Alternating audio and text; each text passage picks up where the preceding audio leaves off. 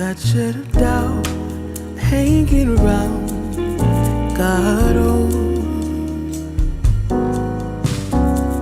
'cause darling, there was nothing right when all you seem to do is lie. Those days are gone. I'm walking tall while you're alone. When I think about the way we used to be, when I think about the things you took from me, I know that I am so much better. I'm better off. When I look at what I've done now that we're apart, when I look at what I've won, I've come so far. I know I'm so much better off. And baby, you don't belong. Your love was cold, heart made of stone. I'm just fine, I'm gonna shine. I'm alright. I'm celebrating my liberation. I'm moving strong, I'll get it done. I'm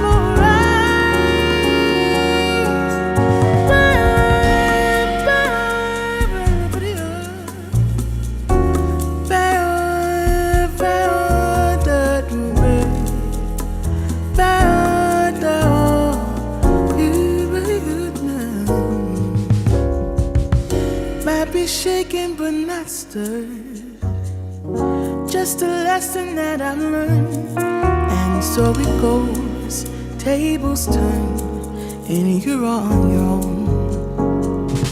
When I think about the way we used to be, when I think about the things you took from me, I know that I am so much better. I'm better off. When I look at what I've done now that we're apart, when I look at what I've won, I've come so far. I know I'm so much better off. Baby, you don't belong. Yeah, I know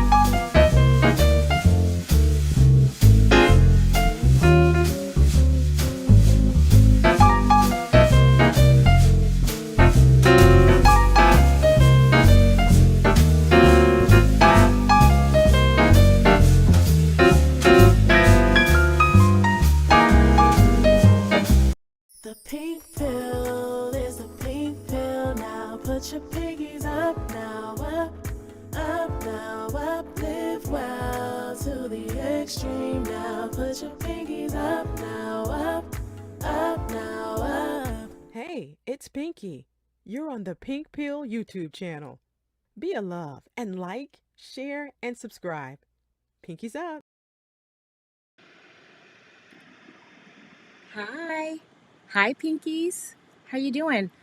Uh, I wanted to broadcast outside today, outside of one of my properties because it's so beautiful. But before I get started, I want to make sure that you guys can hear me and it's not buffering or anything.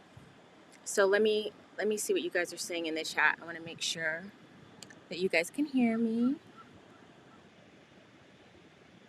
And hello, hello, hello, Pinkies. Hello, happy Friday. Let me know if you can hear me okay. Okay, good. Good, good, good. Hi. Okay. So today we are going to talk about what it takes to be a housewife of a real high value man. And once you know what those details are, it is not to discourage you. It is not to say, you can't have it or whatever. You just need to know what the requirements are for a real high value man versus hood high value. Okay? So there's some key differences and you guys really need to know what they are. But before I do that, I wanted to just give my buddy Jordan a shout out. Jordan Harbinger, you know that he's been on um, the Pink Pill on this YouTube channel several times. You also know that I co-hosted a reality series with him way back in the day called Swirler, and he's just been a wonderful friend and he's just doing it big, and he was part of our High Value Man series. The reason why I wanted to make sure you guys could see what a real high value man looks like, what they're looking for, how they move. This man is big time. And I encourage you, I'm going to do a preview of the 2020 special that he just participated in. And if you want to see the whole thing, you can go to abc.com. So let me go ahead and share my screen.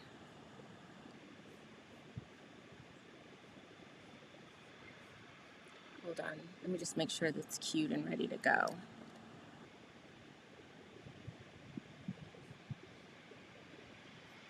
Okay. It's ready. You guys, I know important people. Network, network, network. Network, network, network. Why is there no volume though? Come on now. No volume?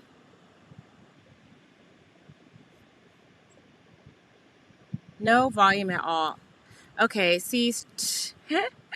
um, okay, so I'm just gonna just narrate. So Jordan Harbinger interviewed the guy from his name was William McFarland. He interviewed the guy from the Fire Festival, that big con that was supposed to be like a luxury Coachella. If you see him there, did you see Jordan just on there interviewing him?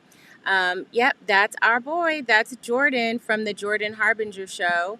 So you might want to check that out because yeah, he got a much coveted interview with William McFarland. And you guys remember that, like I said, that Fire Festival disaster that came up, it gets really juicy. I saw the replay yesterday and it was so entertaining. And I was just so proud of my friend. He's doing big things, but you guys, he's just so humble. And, he's just like, I don't need all the fame and everything. See, there he goes right there. he's not he's he's not impressed by that kind of stuff. He's not impressed by fame and stuff. It's just not a big deal. So somebody said they watched it. Tuscan Wonder said they watched it. Yeah. So yeah, and Jordan's a big fan of me and this channel. He loves you guys, and he just gets really excited when he can speak to us and work with us, and he's a good person to know. So that's just a little bit of advice. Build up your network of people and stay in touch with them, and don't always be trying to find ways in which you can get something from them. When you're networking, it really is a reciprocal relationship. So it should be where you both are helping each other. So that's really the very important thing that I want you guys to remember. I'm going to go ahead and I'm going to simulcast this on in my Clubhouse room. If you guys don't know, I am on Clubhouse, and it is quite fun. Let me ping some people in here. We do some really good conversations. I love it because it's not, well, I mean, there is some drama on Clubhouse, but it's not ridiculous. The drama is not to the point where it can't be managed. So yeah, no, it's good. But I think I might have done something wrong because um, there's nobody, there's no population in the room. I know the Clubhouse has been having some issues. Maybe I'll just do it afterwards. I'll just do it afterwards. Okay, so here's the thing, you guys. When we're talking about dating and marrying high value men, men who make over six figures, men who are doing it, who have the ability to protect, provide, and produce. These are the men that you want, and I need to tell you what some of those obligations are, if that is indeed what you want. Because a lot of you guys say, I want to be a housewife. I want to just rest in my femininity and just take care of the home. And you may think that that's all there is to it, but that's not all there is to it. Okay, there's a lot more to it. And this, again, is not to discourage you. It is just so you are prepared for what, when you do meet these type of men and you get married and start having children with them, these are the expectations that they are going to have. Okay, so the narration right now is that your degrees are not important, you know, where you work and what you do, your intelligence. Well, no, I'll take that back. They're not saying they don't want an intelligent woman, but they're saying that education is overblown, that most Black women have education certificates, that they're not really um, qualified to do any sort of heavy lifting intellectual jobs. There's a lot of that playing down on the importance of education when men have these discussions about women, and it can leave you with the impression that you don't need an education, or education is not important. All you need to be is pretty, and a size 6 or below, and wear heels and be submissive. Like, that is literally it.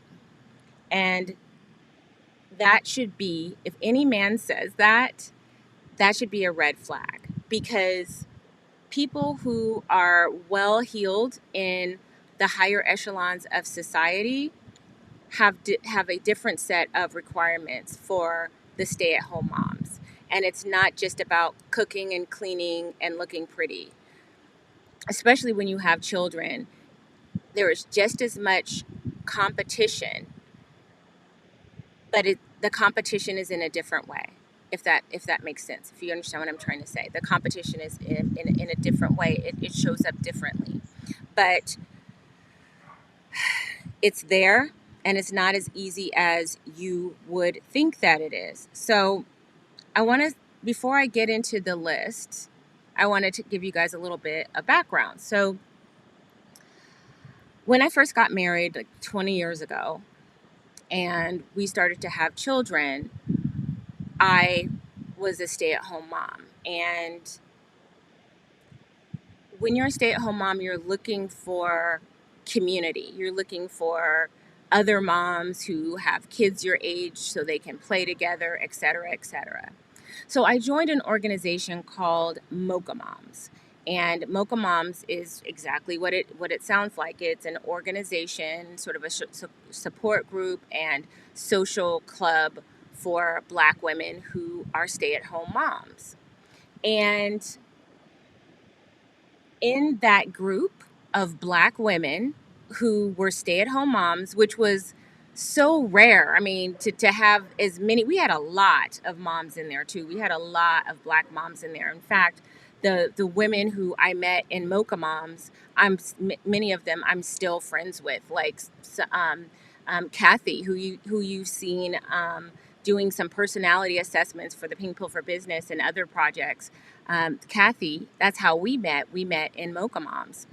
And so we're this group, but it's not just about the kids playing together.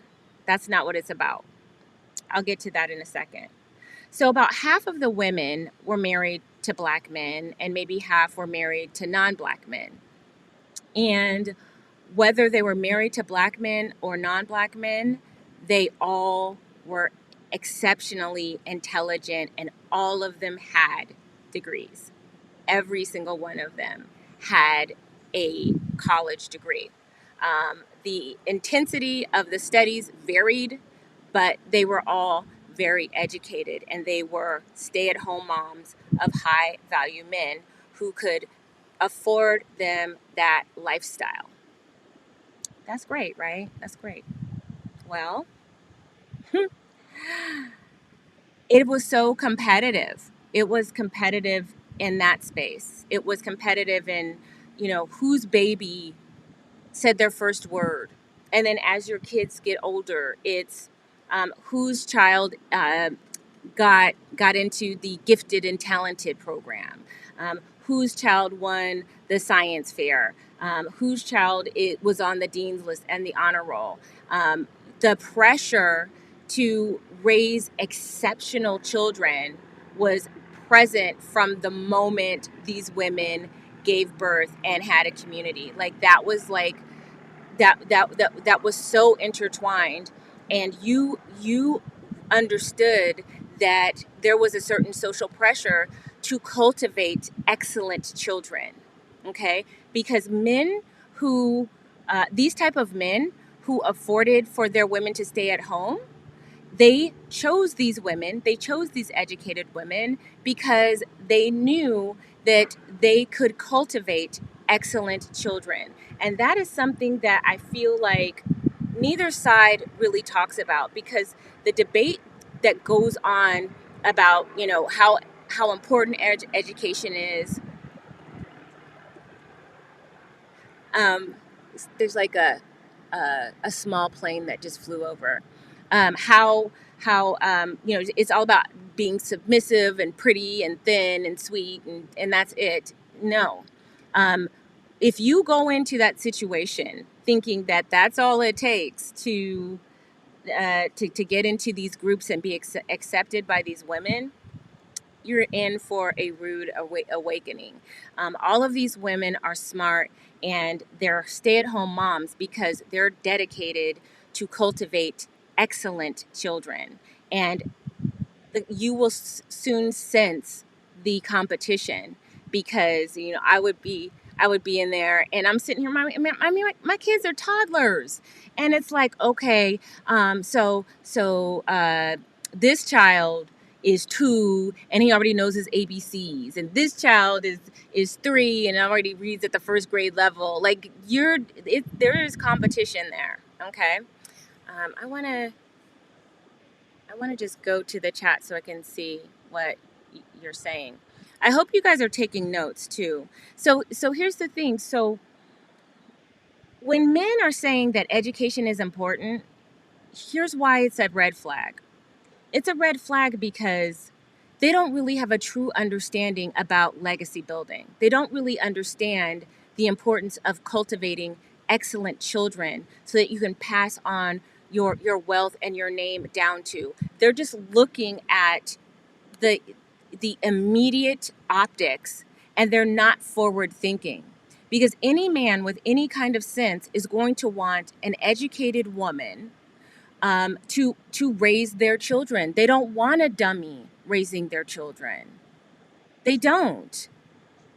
And if you think that that's all it takes, and that once you've got the guy, that's it, but have a baby and join one of these social groups and realize the competition there. And so when I was a stay-at-home mom, I was not only were my kids in preschool, but before they were in preschool, I downloaded homeschooling programs for them. I was teaching them. I was reading to them. Like, it seemed like every other week I was going to the bookstore buying a whole stack of new books and all of the different DVDs and videos that are supposed to help children stimulate their minds and all of this stuff.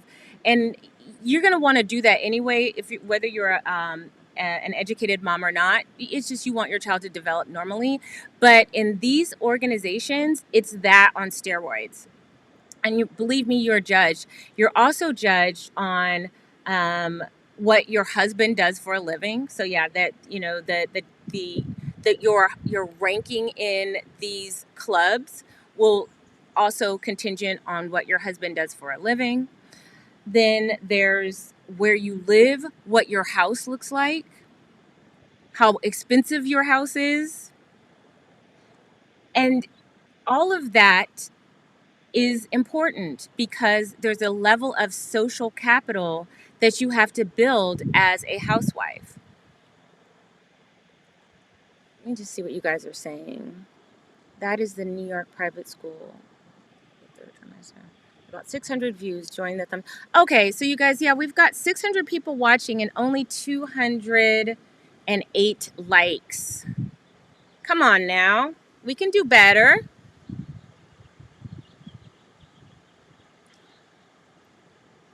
We can do better. Come on. All right, I'm going to you guys, I have a whole list here. I have a whole list here of things that I have taken notes on. And it just would be nice if you guys would get the likes up. Let's get the likes up. And I'm going to see if I can play something.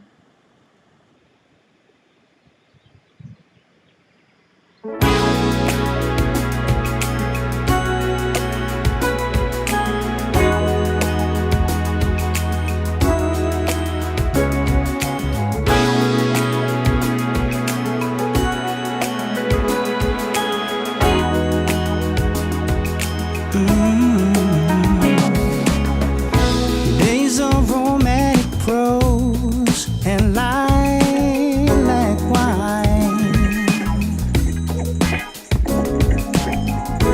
Nights out under the sky, watching stars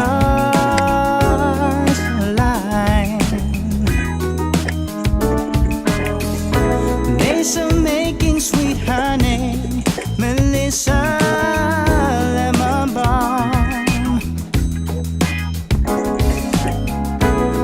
As warm as your breath on my chest, so calm. Now, baby, let the summer breeze carry us away.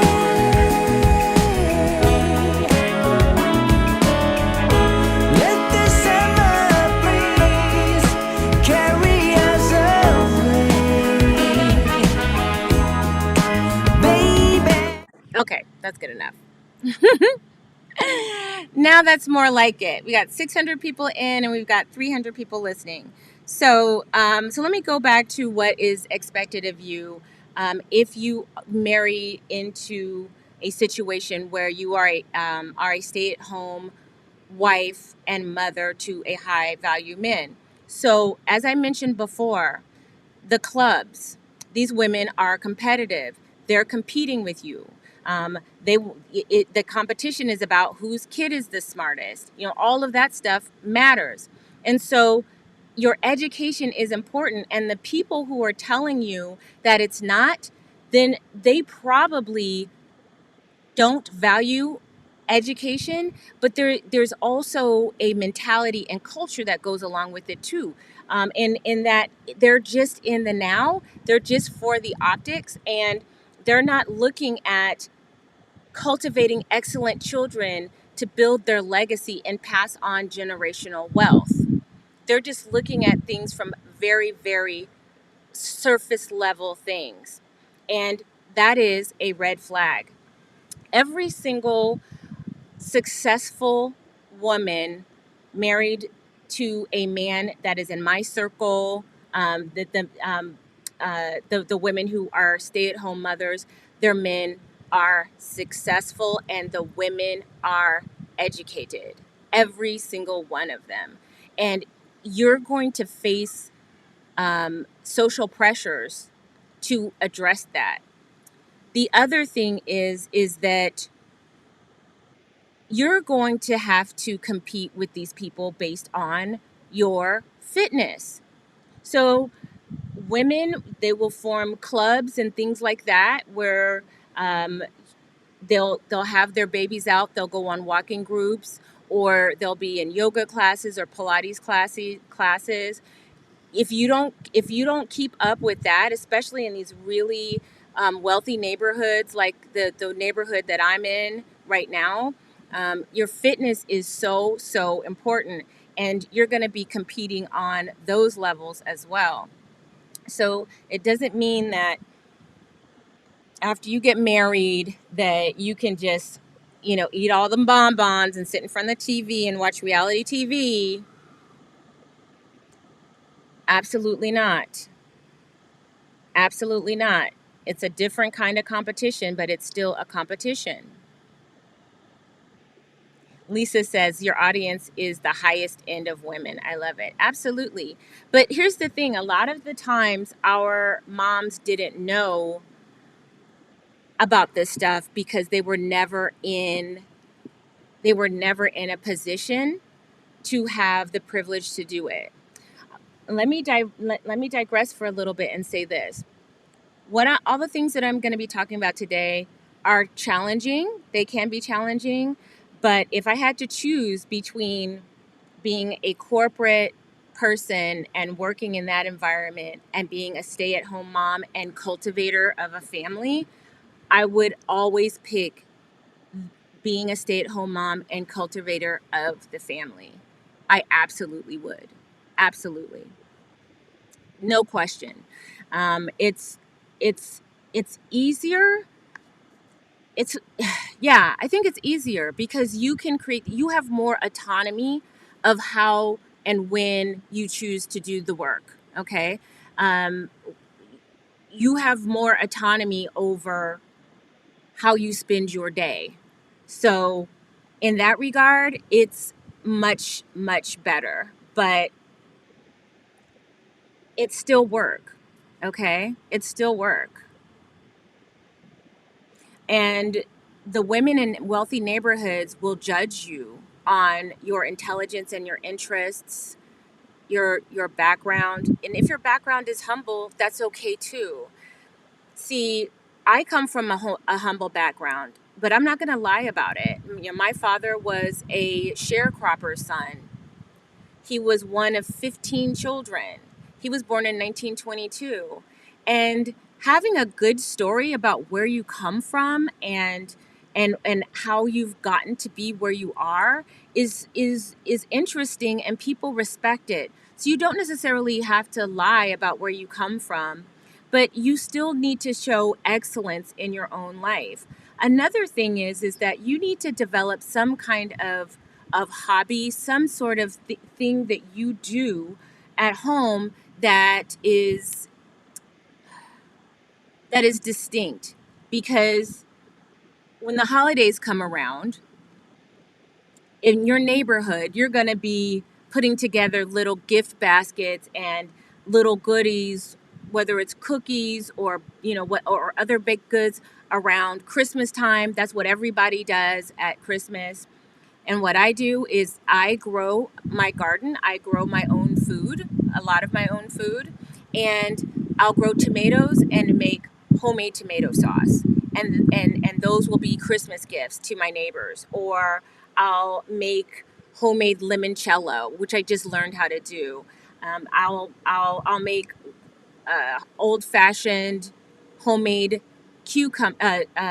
pickles from the cucumbers that I grew. So having some kind of hobby and skill also elevates you and your social standing with people. So if you are building your home and creating your home, learning how to sew is not a bad thing. Knowing how to make curtains and pillows and things like that.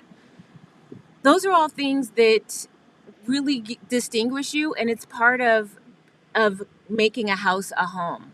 So again, it's not about you just sitting around filing your fingernails. It's not.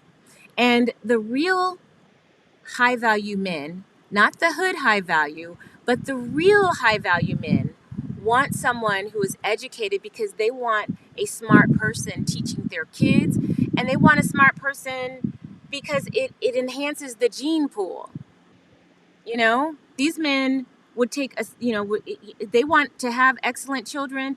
They want to make sure the woman that they're with is smart. So here's another thing on the list that you should know about and be prepared for. The importance of community involvement. So when my kids were in grade school, I volunteered in every class my child was in, every single class, whether it was helping to grade papers, helping kids learning their sight words, or going in there and instructing them on how to write, how to compose essays and things of that nature.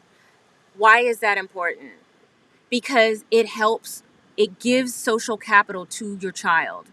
Tiffany Sparks says, this is for Black women will marry who make over 40K. We want rich men, but a man who makes 100K could be more suitable. No, this is not, Tiffany, this is not for men who make 400K. My husband was barely making 100K when this was my life. Like, just barely making. This is not Richie Richville. These are people that are just more skewed towards upper middle class, and that's close to the six figures, but it's not well into the six figures. This is just at the very tip of it. It's like at the very bottom rung for the qualifier of that. Okay? So I volunteered at the school because it increased my children's social capital. And everybody, pretty much the whole town I grew up in, most of the women were stay-at-home mothers. And we have an excellent school system because so many parents volunteer. They volunteer in the schools. And that really is what makes a good school, is volunteering. But when your teacher, especially if you're raising, and here's my thing, I'm raising biracial children. My full Black child, I also volunteered in her class as well. I want those teachers to know that they can't treat my kid any old kind of way. And when you volunteer and you help, you join the PTA, you're on the board. I was also on the media board. They would do Wolf News at the school my kids go to, and they needed a media person. So I donated lights and cameras and stuff because I'm a media person. Like, that gives your child clout, and it helps grease the wheels for your kid. your teacher, their teacher will pay more attention to them. They'll be more popular. And here's the thing: when you go volunteer to school, don't you dare show up there with a bonnet on and with some house shoes on. You go there looking nice, smelling nice, like you're about to go, go into work. And I did that on purpose. I would, when I was volunteering for the kids' school, I would have this whole bohemian look. I would wear a dress from Free People. My hair would be done. My makeup would be done. I made sure I wore perfume because I knew I was exposing all these little white children to black women, and I wanted to give them an indelible impression of the warmth and femininity of black women. And so I wanted to get them early. I wanted to impact them in a positive way. And one of my girls, um, she's the 17-year-old, she would say all the time after I would volunteer, they would say, "Oh, everybody just like they like you. They say you're so pretty." I volunteered for my son's, I don't know, maybe it was fifth grade class. I there was a school garden that was just going in disrepair that nobody was caring for. So I worked with my son's teacher to cultivate that garden. And so once a week there was a period where the kids would all go out and we would learn how to plant food. They planted seeds. They were turning over the soil. They were harvesting things. They were bringing. I put together little like those little seedlings, and so the kids could take the seedlings home, and you're making an impact. Your teacher sees you. The other parents see you. Your child gets more clout. They're more popular, and your social capital raises up. Okay. And then you said you did that, so like, again, this is not just staying at home looking pretty, you guys. Like this this requires input. Let me see what you guys are saying. If a man can make 189, he can definitely. Yes, where I work now, there's a lady that comes in with a bonnet on. I was so mad. Oh my God. Definitely cheaper than daycare. Yes, it is cheaper than daycare. Intelligent women raise intelligent children. Absolutely. And there's this expectation in these neighborhoods where there are many stay-at-home moms. There's an expectation that your children um, are smart and they're doing well in school, because otherwise, what are you doing? You stay home all day. Why isn't your child reading at the third grade level in the first grade? Like, there's definitely pressure for that, you guys. So the next thing is the the necessity of, and this one is really, really important, the necessity of knowing how to entertain and who to entertain. Okay. So while you're a stay-at-home mom and your husband is a businessman, whether he works for a company or he works for himself, and especially if he works for himself, you are going to be that social lubricant that helps him move forward in his job. Okay. That means that you're going to be hosting cocktail parties, dinner parties. I host wine tastings, brunches, things like that. You're going to need to know how to entertain, how to plan menus, where do people sit, who needs to be invited, who doesn't need to be invited. All of those things help to help your husband lobby towards his success, and his success is your success. And so it's your job as the homemaker to facilitate that. You need to know how to throw a party. And I'm not just talking about with those little red cups with, with wine coolers around. Yeah, those are, those parties exist too. You'll go to those pool parties where that's happening.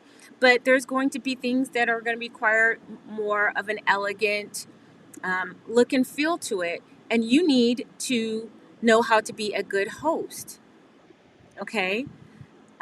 You're going to be hosting people for your husband's family. You're going to be hosting for the women's groups that you belong to, because let me tell you something, you need to belong to the women's groups, because especially if your husband is a business owner, he's going to want you to be that social lubricant so that he can get an in with the husbands that could give him business.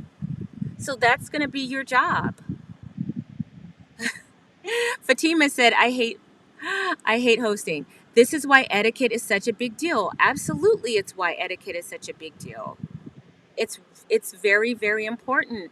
Like, you being a well cultivated housewife makes your husband look good. And any husband who says that you don't need to do all that, all you need to do is look pretty, they don't care about their legacy. They don't care about their value systems are completely out of whack. They probably have never had anybody in their life to volunteer at their school and create a victory garden for their classmates, and have all of their classmates drool over their mom. Like my son would tell me, he's like, all of his little buddies were drooling all over me. All his little white little boys, all those little white boys were drooling over me. They loved me.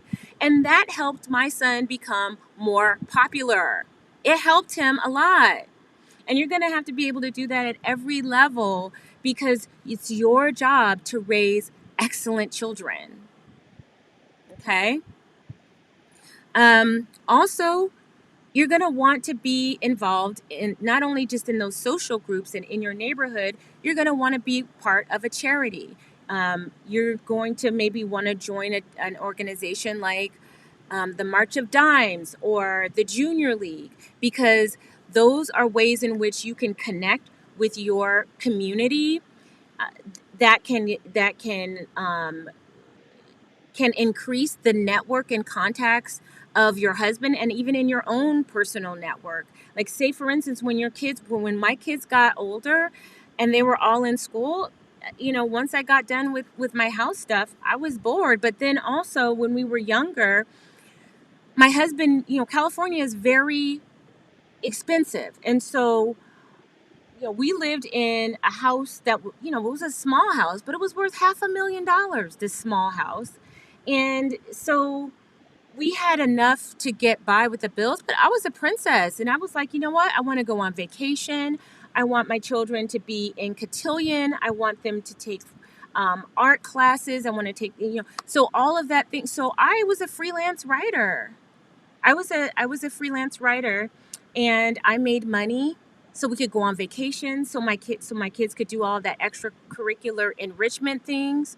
That stuff was that was the extras. And so I say all that to say that your skills in the working world can convert, especially if you were a business major, a communications major, a writer. All of those things can translate into what you can cultivate at home. And I had the ability, because I was able to stay home, I was able to cultivate my business to the point where I made more money than him. So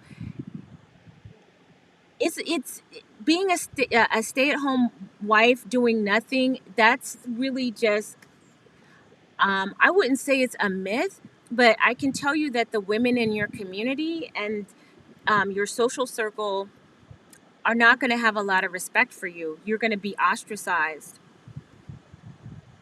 You're not going to be invited to the bunco games. You're not going to be invited to the wine parties and the book clubs. Mocha Mommy says, many of the kids in my daughter's play group went on to compete in the script spelling bee. It's competitive. That's what I'm saying. And somebody tagged me up here. If you guys have questions about what I'm writing about, tag me so I can see what you wrote. But also super chat me. All of the super chats go to the Pink Pill for College. Queen asks, do you feel like this mostly applies to women who want children? I want the option of being a housewife, but I don't want children until later in my life, early 40s via adoption. No, it's not just for, you just eliminate everything that I said about the kids, but all the social stuff about being a hostess, being involved in your community, cultivating a beautiful home, helping your husband be the social lubricant that will allow for him to grow his business. All of that stuff. What is SAHM? That's stay at home mom. That's an acronym for stay at home mom. So those things are going to be your responsibility, and even more so because you don't have anything but time. So you better be doing something. So I say all that to say this. When we're having these conversations, you guys, about, I want to rest in my femininity. I want to be a stay-at-home mom. I don't want to have to do that, the rat race and work. I get it. I understand. I do. But I think a lot of us, because maybe we didn't see it, my mom worked and she did not do any of the things that I'm telling you. So I had to learn quickly, like, these are the politics. These are the politics of the stay-at-home moms. Like, it's really a thing. It's really a thing. I had to learn it. And so a lot of you may not realize that you're going to have a certain level of responsibility to build the social capital of your family. Where can I go to sign up for the Pink Pill for College scholarship? Can one of the mods put my Gmail address in? Just apply for the Pink Pill for College scholarship. Email me at ckarazin@gmail.com. Give me your socials, your photo, a summary about where you're going, what you're studying, why you think this would be of value to you. The more comprehensive those emails are, the more likely you are to qualify to get the pink pill. If somebody's just writing me, post me a picture and sends me a 2-sentence thing about, I want the pink pill because I need the pink pill, you're not getting it. Okay? So that's just something to keep in mind. What was the other thing? So I think, like, on both sides, there's this delusion that I think we need to address. Like, the men on that side, it's like this is how you can tell that they weren't well cultivated as children, because their impression of a stay-at-home wife is just cooking, cleaning, making sure the kids' noses aren't snotty, and not realizing that there's this whole machine that goes on. There's I feel like on both sides, people don't realize, people want to receive a lot of stuff without understanding the responsibilities of what you need to give. And so you need to understand that too. Like, going on the men's side, all of these ideas about, you need to check in with your man once every 2 hours, and have a picture so he knows where you are, and you need to have you need to have all of her socials, and she just all kinds of just, and submissive, and, like, basically, you need to apologize for the 80s when women were saying the stuff about men. I mean, it's just there's a lot of kooky expectations and imagination about what actually happens in these neighborhoods and in these families. And I get it. You idealize things if you did not have, if you weren't in the periphery of those things, you idealize them. But my job is that because you guys will come to me and say, I want to be a stay-at-home mom like you. What I want to tell you is that there are going to be responsibilities. Not that you can't do them, but there's going to be things that you're going to need to know how to do. You're going to have to cultivate yourself. Even back in the day, do you guys remember back in the day when, when you see those movies with the aristocracy, or you see people like wealthy merchants and their children, you had to be a highly cultivated individual. You had to you needed to be educated. You needed to know a foreign language. You needed to know how to play an instrument. You needed to,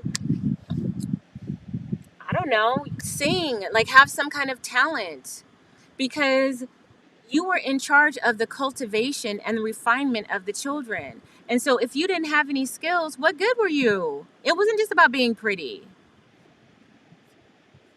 And, I really, I gotta say, I really wonder about the men who don't let that be part of the process, and will say that education doesn't matter. What kind of children do you want to cultivate?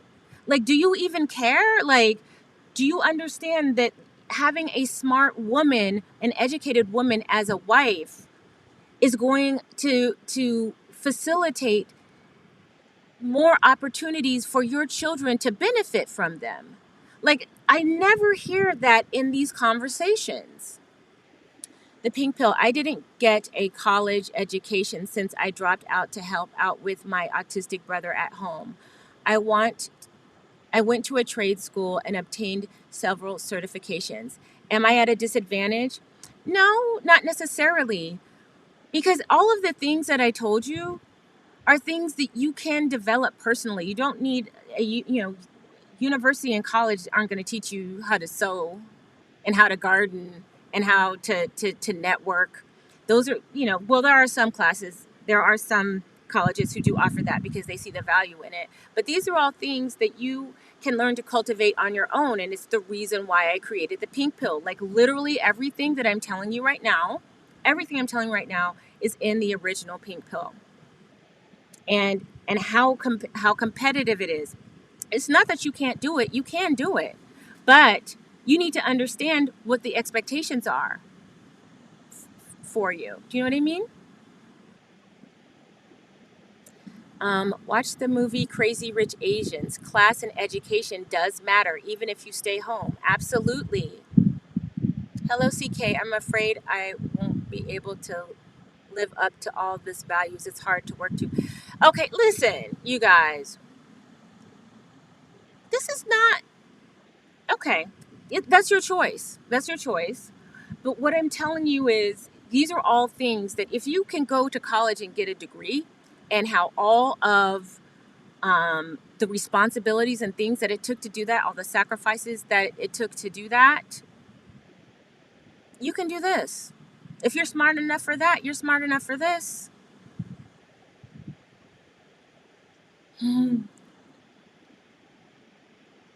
Did CK lose weight? I don't know, maybe. I've been doing a lot more Pilates. I bought myself a reformer so I can do it at home. Define dress up. Okay, so I don't know who asked that question. So when you become a stay-at-home mom, you really do need to adopt the fashion of the women. You need to adopt their style, and maybe just have maybe just a little bit step up, but not too obvious that you give the impression that you're trying to look better than them, and you want to make sure that you don't want to be too sexy because you're going to be around other women's husbands. So you can't be the vixen and sexy woman that you were when you were dating your husband. You need to be approachable. You need to be safe. Okay, that's another thing. You want to make sure that you're not dressing to try to elevate yourself and appear to be like looking down on the people, but you also don't want to dress sexy because you won't get invited to any of the stuff, because nobody's wife is going to want you to be around their husband. None of these women are going to want you to be around their husband. So you're going to have to switch it up, but still look elegant, still look well put together, but it's going to be different. In my neighborhood, all of the glam stay-at-home moms are wearing Lululemon and Free People and Anthropology. Let's see. Men get upset when women have student loan debt, but when we want to be stay-at-home moms, many sometimes feel like they can't pay all the bills plus the student loans. I sympathize with them on that. Yeah, it's hard. Nowadays. I'm not here to discount how hard it is for men to create this kind of a lifestyle. But if you want these men, and if it's not a hood high value situation where they really understand the importance of having an excellent wife, cultivating their children to become excellent children, then, um, you know, that's a good thing. But you need to know that that's what's going to be expected of you. Let's see. Let's see. I am a true blue introvert. I interact best one on one or in small groups. I am drained in large groups. Well, I mean, a lot of these groups that I'm talking about, these are small groups. They're not big groups.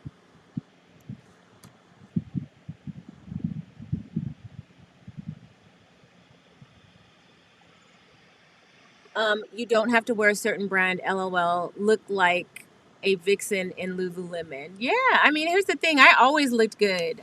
I made sure, even when I was in those moms groups, but it was just very important that you look approachable and non-threatening, okay? Because you want the women in your circle to trust you, and you want to keep getting invited to things. And so if you're going there trying to be the sexiest one there and everybody's husband is looking at you, you're not going to be invited to anything. So you're going to be staying your behind home when there's all the barbecues and there's all these events and there's all these parties. You're not going to get invited because you're too much for the husbands. You're just too much. CK, I live in Utah, where the women dress in basic athleisure and outdoor wear. I have more classic vintage style. Would that be too overdone? Well, I would say, are you trying to get in with those women? Are these the married women who are sort of outdoorish, leisure wear? Or have you gotten there yet? I mean, if you're still dating and you're trying to snag your potential husband, that look, I think that look is very distinctive, and it actually could help you stand out. Men like women who stand out in a good way. What about working part-time? Is that okay? Yeah, I mean, I worked part-time. I worked part-time at home, just like I was telling you guys. So I worked part-time at home, and I was a freelance writer and a publicist.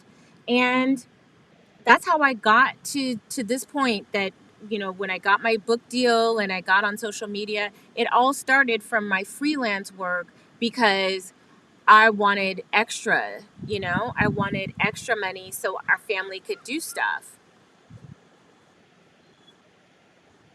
And, even though my husband's parents are well to do, we could have asked them. He didn't want to ask them for money. And I respect that. He wasn't like a mooch. Um, but I married into the kind of family where it was expected that as a stay-at-home mom, you were involved in stuff. My moderators are on point. Thank you, lovely bones. Um, yeah, and I watched my mother-in-law and my sister-in-law. They weren't just sitting at home eating bonbons. They were deeply involved in the community. Ritz Wright says, I've leveled up in my life within the last year because of you and content like yours. Can't thank you enough. You are doing what you do for all of us Black women, Crystalline. Even if we all don't understand yet, it's a mindset, girls. Yes, it is. My mother-in-law, she was in the junior league, the women's league, the PTA. She had a bridge group. I mean, and she was responsible for cultivating the relationships for my father-in-law, who was a lawyer at the time. So she needed to know how to entertain because she was the social lubricant that helped him move up. And as a result of her assistance in doing that, he became a superior court judge. So that kind of stuff matters. It elevates your entire family. TB, you guys, I don't have my eyeglasses are good, but there's a there's a super chat for $4.99. It says, I get confused by these high value combos. I work with doctors. Their wives never wear heels. They always have on workout clothes. Well, that's my point. You guys, that's what I'm saying. When you become a stay-at-home mom, you're not going to be out there in heels and Prada, and you're not going to be out there like that. You're going to be wearing trendy leisure wear. You'll probably have a nice purse. That's another class marker. So you'll have a nice purse. But these women dress down. They're not dressing like they're single. Okay, you guys want to see what I have on today? Like, this would be something perfectly reasonable for me to wear out with, if I were going to brunch with my girlfriends, or if I was volunteering at the school. So I have on this like boho dress. I have on some casual pants that are super comfortable, and these cute little pink shoes. So the idea is to look cute, to not look sexy, right? Tailgate says, I am currently in a relatively new relationship with my boyfriend. He's introducing me to a lot of people, most which are men. It's uncomfortable. How do you get better? How do you get better about making small talk with people or being introduced with people? I'm not sure what you mean.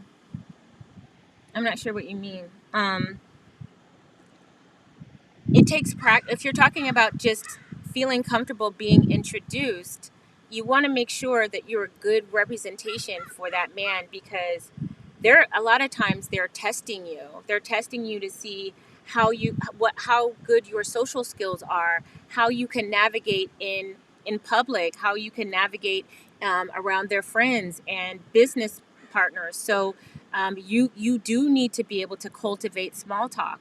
You need to be able to create a good first impression. You know, what's your smile look like? What's your hi smile? Hi, I'm Crystal and Karazin. So happy to meet you. Oh, so how do you know so and so? Oh my goodness, that's so great. So tell me a little bit about what brings you here. I'm just, you just moved here. Like that's great. Tell me all about where you went to before. Like, being a good listener, being enthusiastic, being happy, being engaged. Those are things that you have to practice. But once you practice, it becomes natural to you. It does.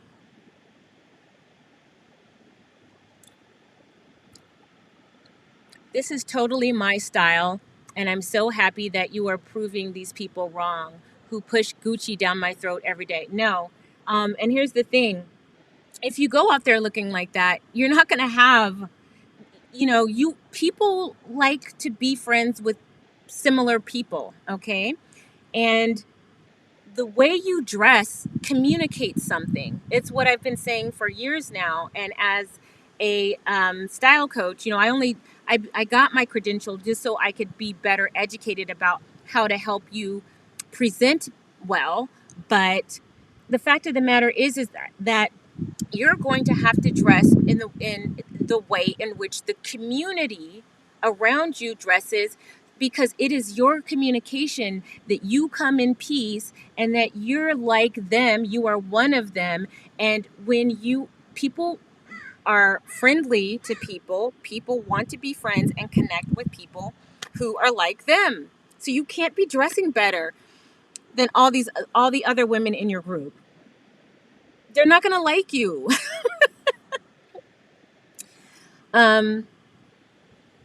Tangeray says, it's been a long time since I saw that beautiful smile. You must have gotten rid of the haters and the energy suckers. You look great. Cheers. Still waiting on my date.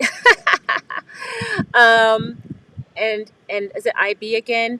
And if we're honest, a lot of non-black men don't care of things that black men do. I've seen it. Their wives are plain Janes. Yes, they are. They're plain Janes, but they're smart.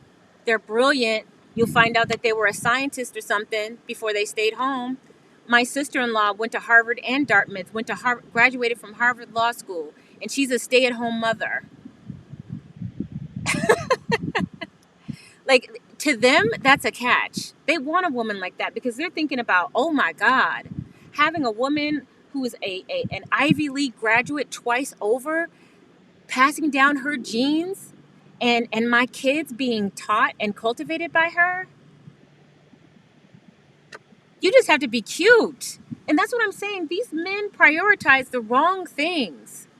And that's why they don't have anything. That's why they don't have generational wealth, because they're only just thinking about what's right now. My children have trust funds. You know what I'm saying? Like that is the value system of where of what I married into. Whether we stay married or not, my children have trust funds.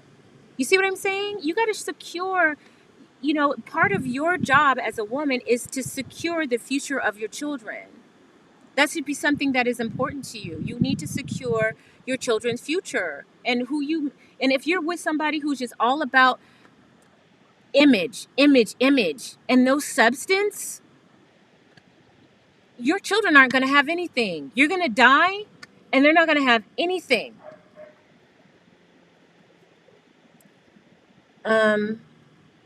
Shari's room says, "This is so true. I didn't finish college and am a military spouse.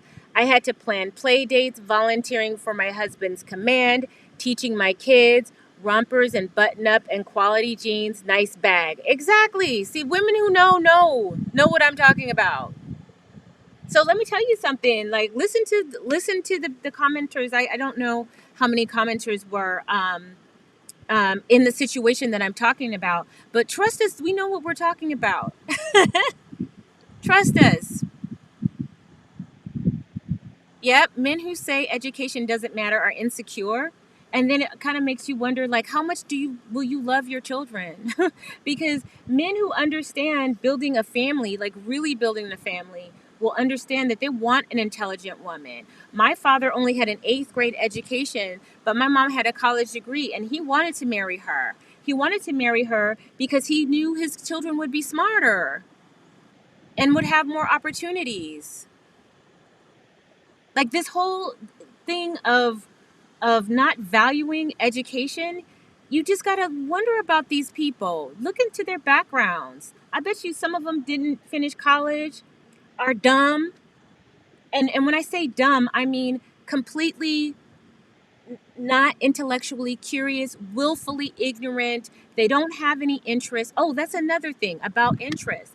So there'll be opportunities where you're going to have the opportunity to go on vacations with your child's friends' families, and you're going to need to know how to conduct yourself.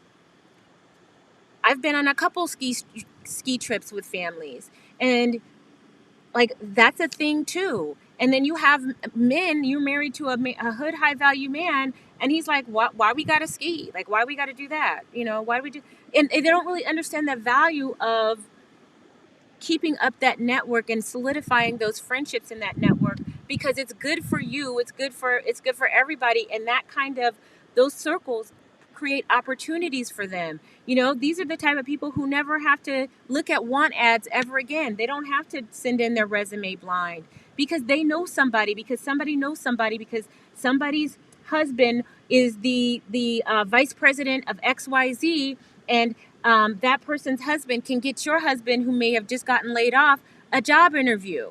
And the next thing you know, he's making more money because you facilitated you were the social lubricant that allowed for those men to have contact with each other, and those people take care of each other. Do you see what I'm saying? Networks are so important.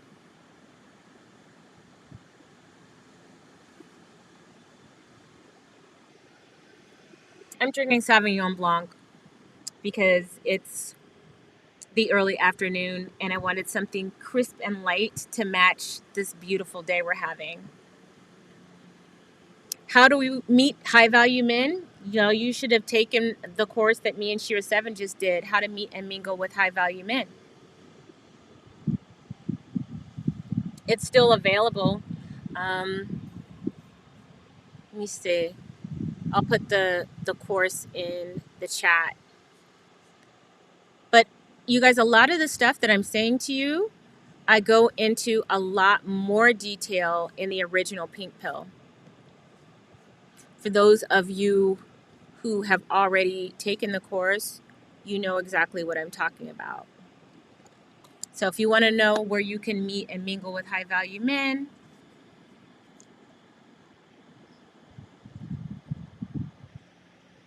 Shira and I just did a presentation, a 5-hour presentation on it.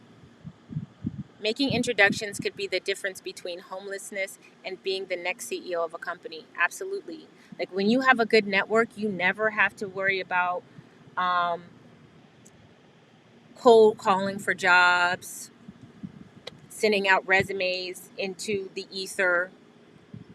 This is how things get done, and that's why it's important for you to understand and cultivate relationships with people and networks with people, especially making friends with other women whose husbands are in high profile positions, because those husbands will facilitate opportunities for your man.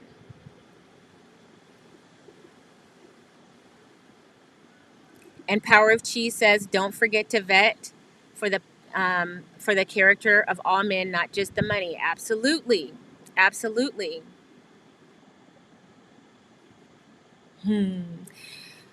But anyway, guys, since this isn't the Pinky Powwow, I'm not going to do the Pinky two-step. I will be back on Sunday, and we're going to have Mina back from the Universe Guru, and she's going to be talking about finances and femininity and making good choices with your finances, especially if you are being financially blessed by generous men. So the Universe Guru will be back with me on Sunday, and we're going to start the Pinky Powwow again. But yeah, you guys, thank you so much for joining. I wanted just to make sure that you guys were aware what what is expected of you. These conversations don't seem to be had, I suspect, because the people who are having them have no freaking idea of how all this works. So I'm here to just tell you how all of it works. All right, you guys. I'm Crystalline Karazin, and you just took the pink pill. Pinkies up.